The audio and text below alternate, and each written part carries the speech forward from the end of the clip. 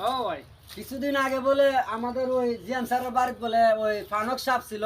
হ্যাঁ, এই সাপটা কোনো না মারছিন ভাই? এই সাপটা তবে আমি জানি না, তবে আমি দেখছি না, মানুষের মুখে শুনছি আর কি। আচ্ছা, যেখানে জিএম স্যারে বন রাখছিল, বন রাখছিল। হ্যাঁ, বন রাখার পরে এই জায়গার মধ্যে বন রাখছিল, রাখার পরে বনের মাঝে মানুষ সাপটা আইসা বইলা বই দিছে।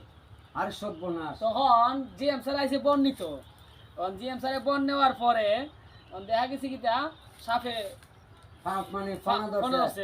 ধরার পরে জিএম স্যার তো ডরাই গেছে গা। আচ্ছা, তখন জিএম স্যারের বউ আছিল জিএম স্যারের সাথে, তখন করে কইছে রাও করিছে রাও করিছে রাও করিছে। জিএম স্যার দৌড়ে যায়, জিএম স্যারের ছেলে লইয়া দৌড়ে আইছে, ফসল লইয়া আচ্ছা। লইয়া আইসা ওই যে বারিন্দা চাল উঠছে। বারিন্দার চাল উঠছে। চাল উঠছে মানে মানে- এই যে দর্শক বারিন্দার চাল উঠছে সাপটা মারার জন্য। মানে বারিন্দা চাল উঠছে, আমি মানে চাল তুলতাম না, দেখাইতেছে আর কি। মানে চালের টিকা মানে টার্গেট কইরা সাপের মাথার মাঝে এইভাবে পা দিছে। হাতে ধরছে। আচ্ছা, আচ্ছা। আর জিএম স্যারের ছেলেরা আমরা বাইরে দেয় না আমারে, ওই এমনে এমনি বাইরে এমনে বাইরেছে। হ্যাঁ, হ্যাঁ, আচ্ছা, বাইরে আচ্ছা। মানে এটাতে মারছে।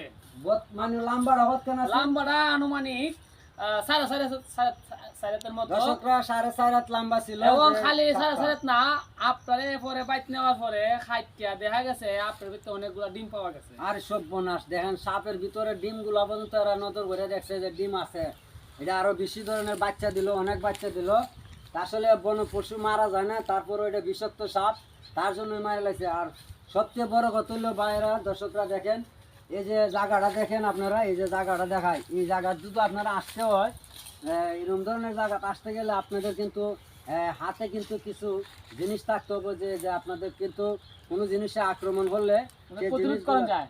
সে জিনিসের থেকে যাতে আপনারা রক্ষা পান, প্রতিরোধ করার জন্য কিন্তু কিছু হাতিয়ার নিয়ে এই জায়গায় আসতে হবে।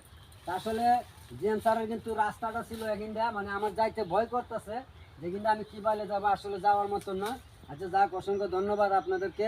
পরবর্তী ভিডিওতে আরও কিছু দেখানোর জন্য চেষ্টা করবো। আপাতত ভালো থাকবেন সবাই। এই পর্যন্ত আজকে সমন্ত দিলাম।